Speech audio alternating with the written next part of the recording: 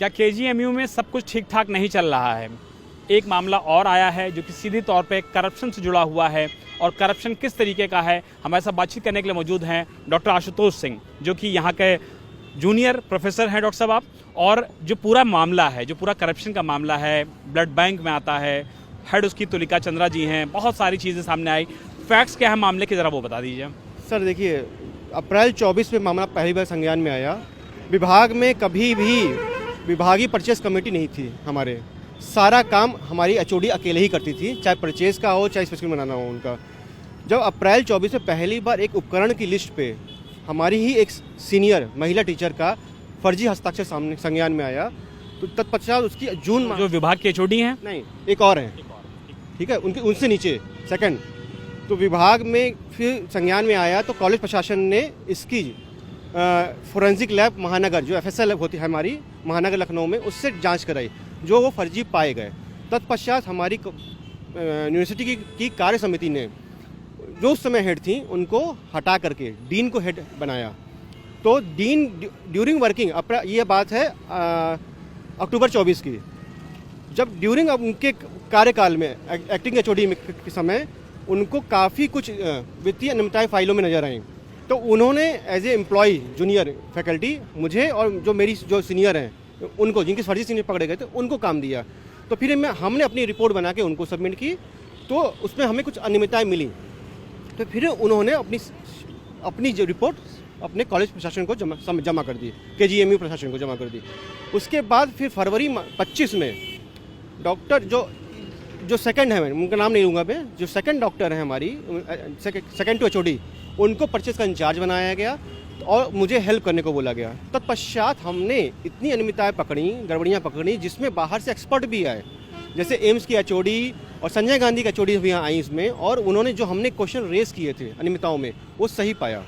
और उसका कारण नतीजा ये है कि आज की डेट में लगभग 52 लाख प्रति माह पैसे बचा रहे हैं, जिसमें से 98% पैसा एनएचएम फंड का है, जो गलत तरीके से गलत। महीने कितने पैसे बचा रहे हैं आप लोग? लगभग 52 लाख। पहले 52 लाख रुपए ज़्यादा खर्च हो रहे थे, और उस खर्च की ज़रूरत नहीं थी।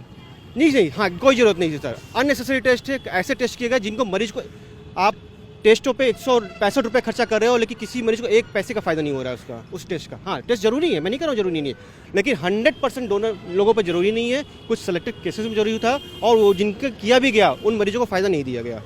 जैसे डिस्टिल वाटर है, फ्री ऑफ कॉस्ट मिल सकता था, या मिनिमम 1 लाख रुपये होता था, उसके लिए हमारे लगभग 9.5 लाख रुपये साल खर्चा किया गया है, और पिछले 10 सालों से खर्चा हो रहा है। कुछ कंपनियों को ज़बरदस्ती का फेवर किया गया है। ये सब अनियमितताएं हैं सर, और काफ़ी कुछ है। मैं जांच की डिमांड करता हूं इसमें न्यूट्रल होकर के। और इसी के दौरान मुझे धमकी भी दी गई थी कि ऐसा मेरे साथ हो सकता है, क्या उत्पीड़न का आरोप लग सकता है। मुझे धमकी दी गई थी कि उसके बाद आपके ऊपर उत्पीड़न का आरोप लग भी गया। धमकी मिलने के बाद मैंने जनवरी 25 में अपने कॉलेज एडमिनिस्ट्रेशन को लिखित में एक दे रखा है, विभाग की सारी गड़बड़ियाँ, कितने मरीजों की मृत्यु हुई है वो, और हमारे यहाँ एसओपी फॉलो नहीं होता, हमारे यहाँ हम इतना पैसा खर्चा कर रहे हैं, आज भी हमारे यहाँ बेसिक टेस्ट नहीं है, पेशेंट का ब्लड ग्रुपिंग नहीं हो पाता सही से, जो बेसिक रिक्वायरमेंट है। मेरा हमेशा कहना है कि आप हाई फाई चीज़ें रखिए, मैं नहीं करूँ, लेकिन बेसिक रिक्वायरमेंट नहीं होनी चाहिए, वो सही जगह खर्चा होना चाहिए पैसा।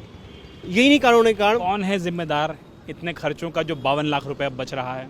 सर ये जांच का विषय है, मैं ये नहीं कहूँगा कि दम गड़बड़ है या करप्शन है। प्रथम दृष्टया ये प्रतीत होता है कि वित्तीय अनियमितताएं हैं, इसकी मैं डिमांड करता हूँ। और जिस तरह से मुझ पर एलिगेशन लगाए गए हैं और जिस तरह से मुझे प्रताड़ित किया जा रहा है, तो मुझे लग रहा है कहीं कोई सच्चाई है इसमें। क्या एलिगेशन लगा दिए गए आपके ऊपर? यही जो उत्पीड़न का आरोप लगाया गया है मेरी एचओडी के द्वारा, कि जिसकी धमकी मुझे ऑलरेडी उन्होंने दी थी, और जहाँ की घटना है फाइनेंस ऑफिस की, पब्लिक प्लेस पे मैंने उनके साथ कुछ किया है, डिटेल तो मैं नहीं बता पाऊँगा अभी। तो ये पब्लिक प्लेस पे ऐसा कोई भी इंसान नहीं करेगा। उसके बाद प्रथम दृष्टया जांच हुई होगी, विशाखा कमेटी की जांच हुई होगी, क्या उसके फाइंडिंग्स निकल के सामने आए? सर विशाखा कमेटी जो विभाग की कॉलेज की है या कहीं केजीएमयू की है, उसने मुझे क्लीन चिट दी है, और वही रिपोर्ट फिर महिला आयोग भेज दी गई है। फिर जिसकी सुनवाई 10 दिसंबर को हुई थी, और दूसरी सुनवाई 9 जनवरी को हुई, जिसके बाद मुझे वहाँ प्रेशर डाला गया कि मैं एक माफ़ी मांग लूँ उनसे, जिसको मैंने ये बोल के मना किया कि जो काम मैंने नहीं किया है मैं उसकी माफ़ी नहीं मांग सकता। हाँ, सीनियर है, मैं उनसे माफ़ी मांग लूँगा, पैर भी पकड़ सकता हूँ, लेकिन जो काम मैंने नहीं किया उसकी माफ़ी नहीं मांगूंगा। कौन है जो आपको प्रेशर कर रहा था कि भाई माफ़ी मांग लीजिए? महिला आयोग में बोला गया था। महिला आयोग। जी, नाम बता सकते हैं उनका? कैमरे पर नहीं बताऊंगा। जी, केजीएमयू में क्या सब कुछ ठीक नहीं चल रहा है? करप्शन के इतने चार्जेस लग रहे हैं, धर्म परिवर्तन की बातें आ रही हैं, घर पात जबरन कराने की बात आ रही है, हंगामा हो रहा है, वीसी ऑफिस में तोड़फोड़ हो रही है। क्या केजीएमयू में सब कुछ ठीक ठाक नहीं चल रहा है? नहीं सर, केजीएमयू बहुत अच्छा और प्रतिष्ठित संस्थान है इस देश का, एकदम है, सब कुछ सही है, अच्छी से पेशेंट की केयर होती है, ऐसा नहीं है कि गड़बड़ है। हाँ, कुछ अनियमितताएं जैसे सामने आई तो जांच होनी चाहिए। और रही बात धर्म परिवर्तन की या जो चीज़ें हैं वो तो शासन अपना जांच कर रहा है, उस पर मैं कुछ कमेंट नहीं कर पाऊंगा, लेकिन ऐसा कुछ नहीं है कि बहुत फ्रिक्वेंट है यहाँ पे कुछ ऐसा। फिर बहुत सारे आरोप ये लगाए गए बीजेपी के लोगों की तरफ से जो वो मौके पर आए थे, तोड़फोड़ किया था कि भाई धर्म विशेष के लोगों के यहाँ पर आयोजन कराए जाते हैं, धर्म विशेष के लोग यहाँ पर आ जाते हैं और वीसी ऑफिस के बाहर डायस लगा के अपने कार्यक्रम करते हैं। इन आरोपों को आप कैसे देखते मेरे हैं? संज्ञान में नहीं है सर। फोटोज और वीडियोस लेकिन सामने आए हैं। अभी देखा हूँ सर, तो हाँ, तो अभी तो उसमें मैं कमेंट नहीं करूँगा, अभी उस पर मैं कमेंट नहीं कर पाऊँगा। लेकिन जो चीज़ें चल रही हैं, जो चीज़ें आ रही हैं सामने, वो हैरान करती हैं कि शिक्षण संस्थान में इस तरीके की चीज़ें हो रही हैं। सर, हैरान करने वाली चीज़ है, 9 तारीख को जिस तरह से घटना घटी मैं उससे भी हैरान हूँ कि कैसे कोई इस तरह से चीज़ें नहीं होनी चाहिए थी। मतलब हाँ, इसमें कुछ लोग अपना प्रोपेगेंडा भी कर रहे हैं जो उसकी नहीं होना चाहिए। तथ्यों की पूरी तरह जांच होनी चाहिए और सही चीज़ें सामने जनता के और शासन सबके सामने आनी चाहिए। केजीएमयू वीसी जो एक्शन ले रही हैं, बाकी सारे लोग जो एक्शन ले रहे हैं, उस एक्शन से आप लोग मुतमईन हैं? आपको लगता है कि वो सही दिशा में आगे बढ़ रहा है? देखिए सर, मैं पर्टिकुलरली जो आप पैथोलॉजी वाला इंसिडेंस है उसकी मैं बात नहीं बता पाऊंगा, क्योंकि मैं खुद अपने इतना व्यस्त हूँ कि मैं नहीं कर पा रहा हूँ। लेकिन चूंकि मैं कॉलेज एडमिनिस्ट्रेशन ने जो विभाग में गड़बड़ियाँ मिली थी फाइनेंस की, जो केजीएमयू एडमिनिस्ट्रेशन उस पर अपना जो त्वरित कार्रवाई कर सकते तो उन्होंने किया। अब नेक्स्ट क्या होना है आपके केस में, जिसमें आपने बताया कि भाई 52 लाख रुपए हर महीने बच रहे हैं? दैट मीन 52 लाख रुपए की हर महीने वहाँ पर बंटाधार चल रहा था, बंटर बाट चल रही थी। जी, इसमें अब तो रिपोर्ट जो भी है हमारी कार्यवाहक विभागाध्यक्षों ने, जितने भी चेंज होकर लोग बने हैं, अपनी रिपोर्ट सबमिट कर दी है। अब इस पर जांच चल रही है, जो भी होगा रिपोर्ट का वेट है।